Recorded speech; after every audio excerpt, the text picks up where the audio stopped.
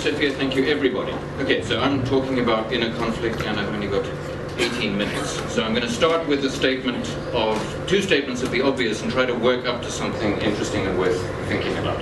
So we all make up our minds, and we all change our minds. And often when we change our minds, nothing particularly interesting is going on, right? I remember once at a family dinner when I was under 10 years old, I happily took a mouthful of what I thought was mashed potato, and I found out it was mashed turnip. And then my attitude changed. I tried to give it to dogs and hide it under cutlery and things like that. But I got new information. The fact that I changed my mind wasn't interesting. You know, sometimes a man finds a grey chest hair and says, I must go and buy a mountain bike, or something like that. That's not interesting either, really. But there are cases which are very interesting, right? When we don't learn anything new. We don't get any new options. And in particular, where we know in advance that we'll regret what it is that we do when we change our mind. We do it anyway. So a simple example. I know that on Tuesday next week, I have important things to do at work. I'll be happy with how I do them if I get a decent night's sleep. And instead, I watch rubbish and reruns of rubbish on television until early in the morning, wake up exhausted. Okay? And don't in your head turn it into the turnip case. It's not that I thought I would get several hours of erudite and improving broadcasting. I knew in advance that I would be watching lantern-jawed men shout at each other about sports that I don't even know the rules to, and I do it anyway, right? And what I want you to recognize is we should be more baffled by that fact about ourselves, right? The fact that we do things we already know we'll regret in the absence of any coercion, in the absence of new discoveries, right? And we might wonder, who's conflicting, right? If I already know I'm going to regret this, who or what is making me do it? And if we think sometimes about the strategies we use to manage ourselves, why on earth do they work? Why, when I'm grading a pile of essays and I tell myself this to mark 10 and then go and get a cup of tea, if it's in my power, it's not like me telling a child, you know, eat your vegetables and then I'll give you the pudding. I'm the child and the parent, so why don't I just help myself? But we do those things, and we should be more perplexed by it. So to put some more structure on the perplexity, let's just suppose all of our preferences were represented on some kind of scale like that, from very good, maybe cake at the top, to good, bad, could be being covered in bees, and at the bottom, death. Okay. And then, when we get offered some choice, right, when someone says you can have cake or death, partly what it is we do is we have a sense of where they stand in the ranking. So we go, okay, I'll have cake, please. And then any planning problem that we've got should be an efficiency problem only. Right? It might be hard to figure out the details. Maybe I don't like being covered in bees, but they'll pay me a certain amount an hour to do it, and I have to think how many hours of that is worth it to me to be able to buy as much cake as I want. And then I should just roll out the plan. There shouldn't be inconsistency and there shouldn't be conflict, but that's not what it's like to be us. So we can ask, what's going on? And I think there are three things going on, and I want to spend most of my time talking about the third one. One is that we're mediocre computers. We can't keep track of everything. We don't have as much time as we need to think through the problems. Maybe some of what's going on when we make these, when we're erratic in these ways, is that we get stopped at a different place in the calculating process. Right? Just like a chess computer, if given a bit more time, might come up with a better move. I think that's one part of the story. Another part of the story is that our biology may conflict with our plans in some ways. Biology is very important. Every one of us comes from a long, unbroken line of reproduction machines, and the design decisions that have been built into that process have a certain power that we can only incompletely struggle with. I might sit and think very seriously about why it would be a good policy to eat huge amounts of salad and raw vegetables and things like that, but it doesn't stop cake tasting terrific. Okay? And also, it's become increasingly clear that our biological makeup is a little weirder than we might have thought. A picture we could get from, say, high school biology or something like that will give us the following image. We've got a bunch of genes, but every one of them is in some sense an equal shareholder in the reproductive success we as a whole organism either enjoy or cunningly thwart our genes by using contraception or something like that. But nonetheless, they're equal shareholders. They're all on the same team. And that's not entirely true, because the interest that individual genes share with other living entities is contingent on whether or not that other living entity has a copy of the same gene in it. And for lots of purposes, we would think that shouldn't make any difference. How can they know? Right? But it turns out, at least sometimes, that they do. How some of the genes that are in us are expressed is partly contingent on which parent we inherit them from, whether male or female. And some very important biologists, among them W.B. Hamilton and David Hager, both suggested that this might help explain motivational conflict. But the thing I want to spend most of my time talking about, all the rest of my time, is that we have a difficult relationship with time.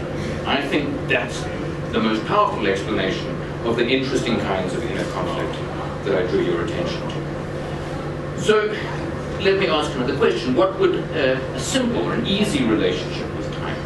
Well, the main thing we would want from an easy relationship with time is that unless our options change or we get new information in some way, our preferences shouldn't change just because time passes.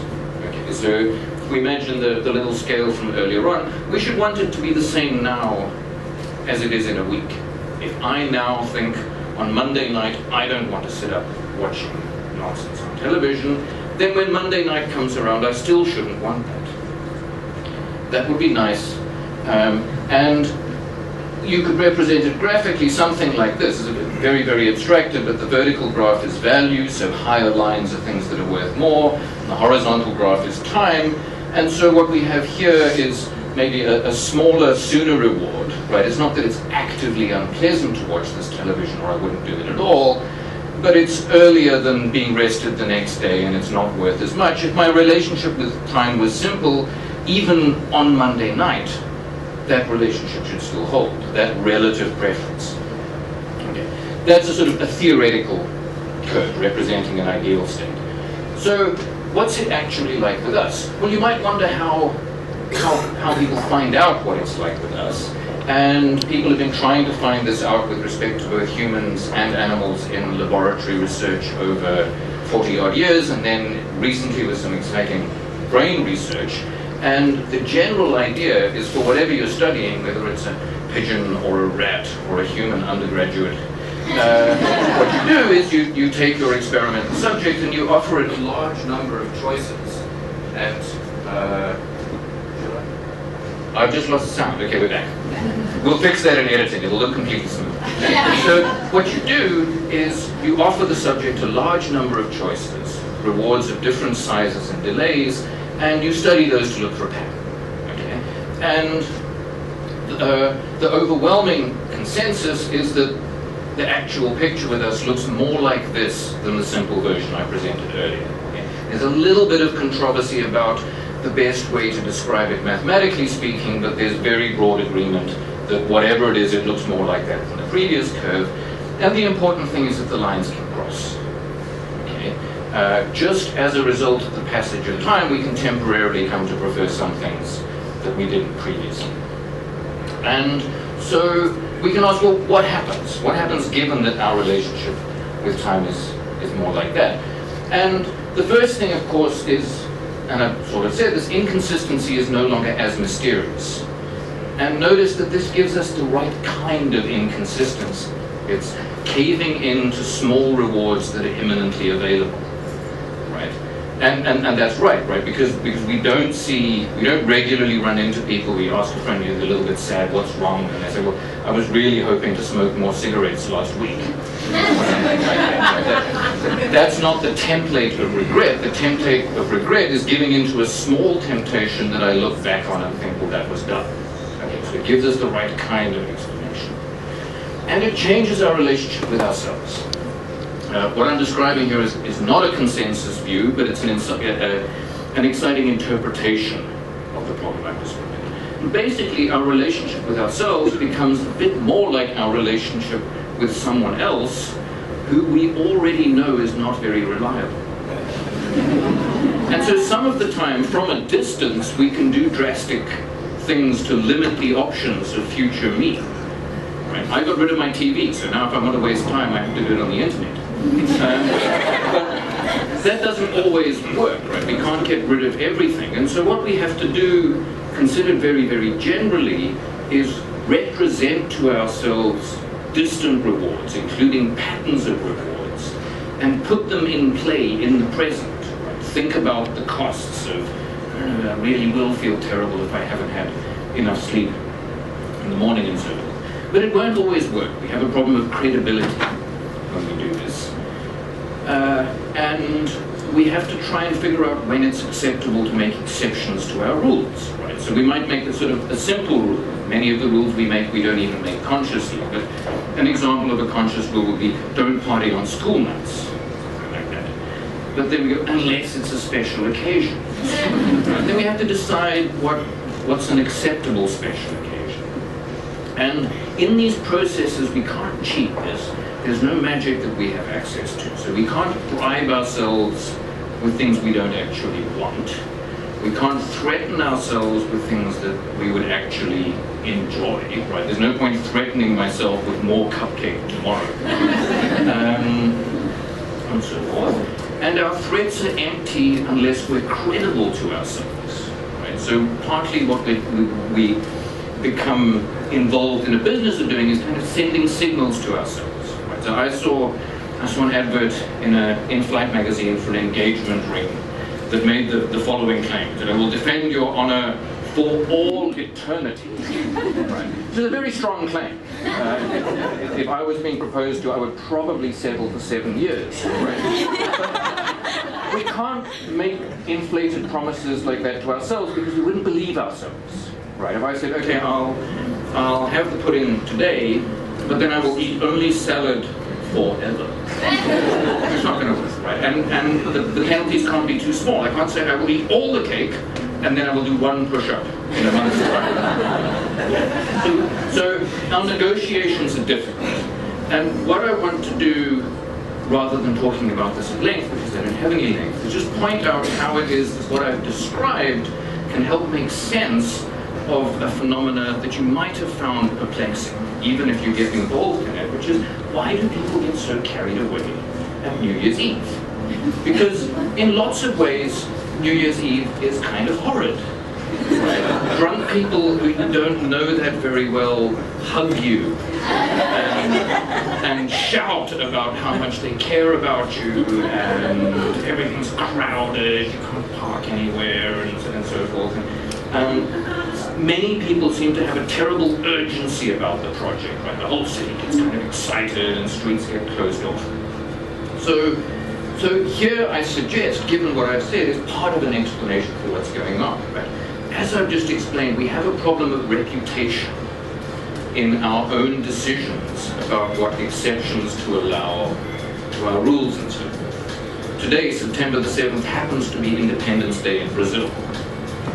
If I threw a party for that, people might think, well, Spurrett, you're not Brazilian, right? It's a little strange that you're throwing a party for that. And if tomorrow, the 8th of September, I said we're having a party to commemorate the death in 1601 of John Shakespeare, father of the more famous William, people would say, Spurrett, you have the combination of a drinking problem and access to Wikipedia. The bar for a special occasion is too low. It's too arbitrary. You're just looking for anything that happened on that day. So what would help? Well, one thing that would help is for there to be a day that in some sense wasn't up to me, right? We get given one of those days for free. It's our birthday. You don't choose that. But there's a sense in which the calendar has a birthday once a year. And unlike our individual birthday, to a significant extent, it's common for everyone. There are other calendars in use, but there's one that's dominant for the purpose of scheduling partying in much of the world. And so, even though it's arbitrary, it has this power because it's a day that's not up to us, right? It's not gratuitous like John Shakespeare's birthday or death day or something like that. It's the calendar's birthday. It's the same for everybody. And so no matter how we behave, we're not sending a signal to ourselves where it turns out that we're unreliable, right? Whereas if I really did find myself commemorating the death of Shakespeare's dad, that would predict very poor success at restraining myself for any reason in the future. So let me wrap up very briefly, emphasize the big ideas. First of all, I think we should just be more perplexed by our capacity to change our minds without learning anything and without being coerced. Even if you disagree with the rest, I think that's an interesting thing to think about. Second, I think a good thing to see is how much power a quite simple idea that we just have a certain difficult relationship with time has to explain that and many of the strategies that we use to try to cope with it, to manage ourselves, why it is that it can sometimes be effective to bribe or threaten ourselves when we're both the one issuing the threat and the one threatened. And now I have to go shopping for mountain bikes.